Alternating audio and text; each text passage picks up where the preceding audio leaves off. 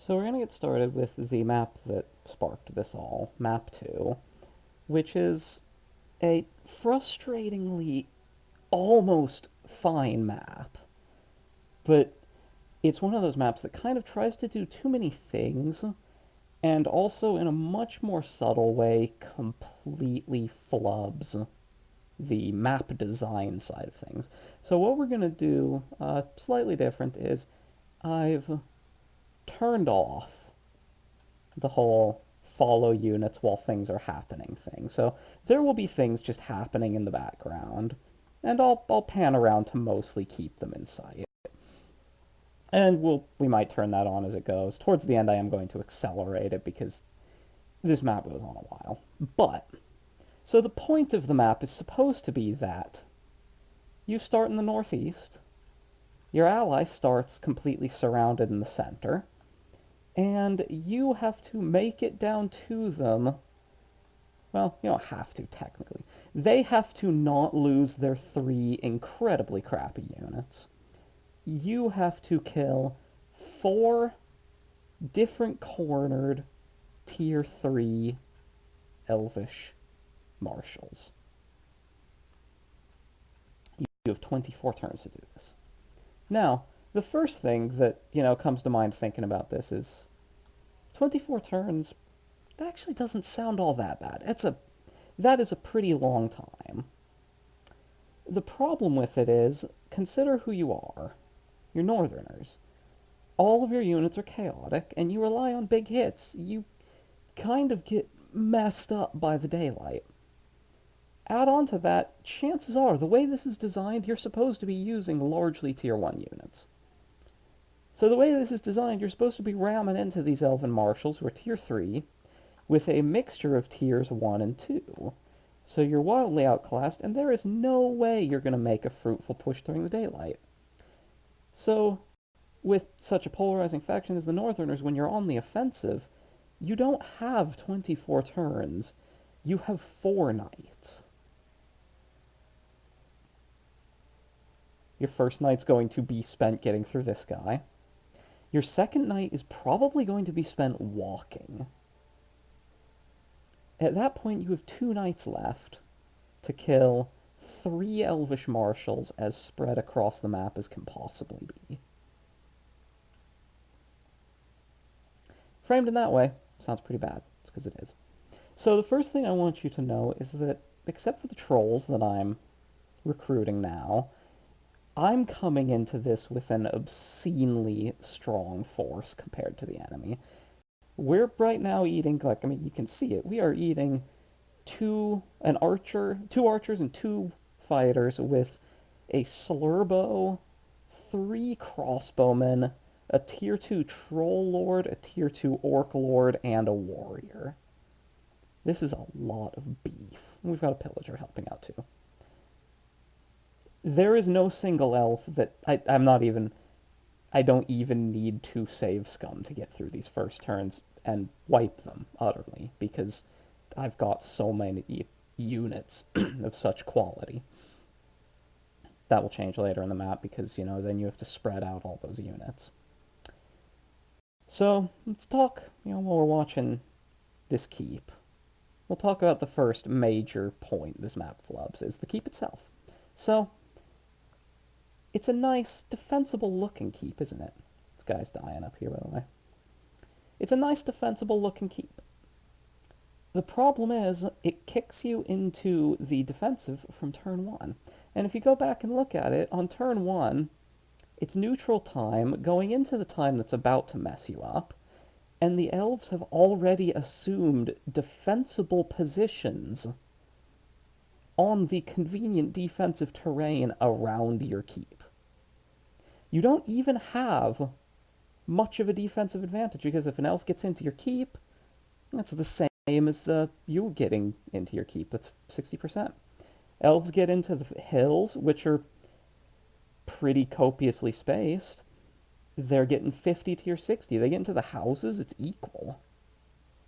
So you don't, from the word go, unless you get an obscenely save scummed string of RNs where you can actually push them out here, you actually end up with the elves bringing the pressure into your keep, and you're not fighting a defensive battle from better terrain. You're fighting a defensive battle from the same terrain. You don't get a chance to set up. You don't get a location to set up on. You're attacked on three sides. Four if the, uh, you know, I guess for some reason red could not attack, and then these guys might go southwest, but why would you ever do that? But so it messes up the whole point of a defensive map being that you're supposed to have some sort of advantage over the enemy. You have numbers initially, but the elves have higher income and all instantly recruit a full keep of guys, which arrive to reinforce the dudes that are there right as you're starting to turn to night and get a handle on things. So that's kind of the first. I don't want to call it a sin, it's a missed opportunity. Now, it is worth noting that this could have been fine. We'll talk about a little bit how to make this map, how to have made this map work. If this had been a pure defensive map, then your impetus as the red is to get straight to the keep. I mean, like right now, I'm save scumming and it still looks like my lines are collapsing. Then the impetus would be to get red superior units to the keep the elves out, and wait until your predetermined win condition. As it stands, you gotta do that and also scatter the elves. So the second thing where this map kind of falls on itself is the terrain design of the elves. And it kind of plays again into the idea that if it was a pure defensive map, that would be awesome. Look up at this elf. Let's skip some of the action down here because this is highly repetitive action. This is just... I'm going to turn on towards the end and just let you watch at extra speed what's going on in the final turns, but I am getting... This turn taken 4 out of 5 times had about 5 orcs die. That was 260s. That was 2 from 260s. That was 260s. So it's in the background, things are just happening. Let's look up here. This elf. Now note, he's got kind of a ring of keep around him that we can use as cover on approach. There's complete flatlands everywhere else, so nothing that benefits orcs. We could engage them in the forests for a net disadvantage, but the best opportunity is to get into the sort of asteroid rings of keeps. Okay, that's fine. It's a good approach. Down here, we've kind of got the same thing going, but with the benefit that we've actually got some favorable terrain here. We've got hills. We've got better mobility on hills and equal defense, I believe. So, hey, that's something. Still shooting, by the way. Still trying to take down everything in the center. Now let's look down here. There is nothing. In fact, it's covered in forests. This is likely to be the last guy you attack. You have a single night phase to do it. This is do or die. Do or lose the map, even if you have all the advantages. And you have to push through the most lopsided terrain possible. Favor towards your enemy on your final push. Now, if this were a defensive map, that would be great. You're lined up here. You've pushed the elves back to the riverbank. Give the elves a bit. You wouldn't even need to give them particularly more money considering the quality of guy I'm throwing in. But you push them back to the riverbank. You look down and you're like, there is no way I'm punching through this forest. And killing a tier 3 marshal who's, unless you're really clever, either on forest or keep. Or house, God forbid. You can look down and be like, okay, now we might have a stretch goal to be able to push out and kill one or the other elf lord. Maybe even both if we're really good at the game. But no, you gotta go out, you gotta kill all 3. You gotta kill all 3 in, your 4 night phases you get. Also, this won't come up for a while. None of the trolls I recruit for the next two chapters are fearless. I actually had to go back and check. I thought it was rigged. So now we've got the first elf down. I'll pause after this move and switch us back to following guys. Because I think I've gone over the major map talk. So, I mean, this will start to focus on the level of RNG manipulation I was doing here.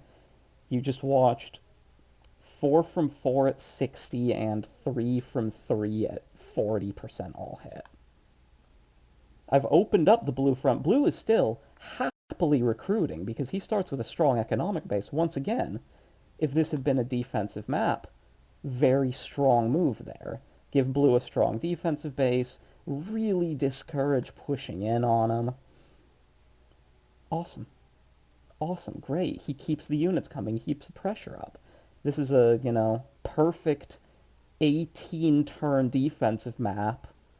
And then as the, well, no, not 18, call it 16-turn defensive map, and then the sunset comes, and the blue elf lord's like, oh crap, the orcish horde from the son of the black guy's on the way. We gotta break this off. We don't have enough mercenaries with us to do this. And then black guy's like, ha, look at the elves run. Let's get out of here before they come back with reinforcements, shamans. Map end. Great map right there. It's a bit frustrating. The tuning isn't perfect there, but it, instead of just being this complete route, gives you the feeling that you mopped up the elves to the point that they went, okay, we need to come back with more guys, rather than you showed up with, at this point, I've got almost exclusively slurbos. We just outpowered them. And so another thing to point out, I'm going to speed this up at this point because there is not much more to see here. It's also kind of funny to watch go fast. Another thing to point out here is that, remember, I'm rigging this to death. Even rigging it, there is exactly one more 3 to 4 turn window in which I could reasonably have pushed through and won this map. I have to aggro the Marshal now. And he's still tier 3. He's going to do some damage. I mean, he's not because I'm basically cheating here, but I have to do it now because we're just going now into the, the light. And here I am carving him up in the forests because, as I said, I cheat. Well, I mean, it's not really cheating, it's just save scumming. It's just frustrating. This map took me 2 to 3 hours. So, I think the takeaway that I have from this map is that this would have been a good map with some tweaking. And it's not even particularly difficult tweaking. Make it a defensive map. Okay? Give bonus gold for taking out the extra elven leaders to the northwest and southeast. Great. Have this map, but with, stronger elves, and be about 4 maps later in the campaign when you've got a more established force that looks more like the one I just threw at it. Okay. That's reasonable. Extend it by 1 more night phase. That, I don't know if that would do it on its own, just throwing that one out there. A 30-turn limit would probably make this map approachable and reasonable at an expert level.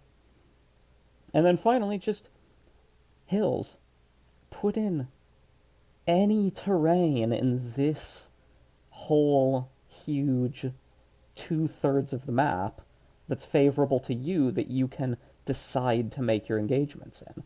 All of your trades, except for around the houses from the river west, have to be on equal or favorable to the elves' terms until you get into their keeps, and that's only for these two. Something to think about while you're reading the updates is look at how the terrain's laid out. It's a lot better in some of the other maps. You have places to dictate engagements, places to avoid. This map is one huge 50 by 50 hex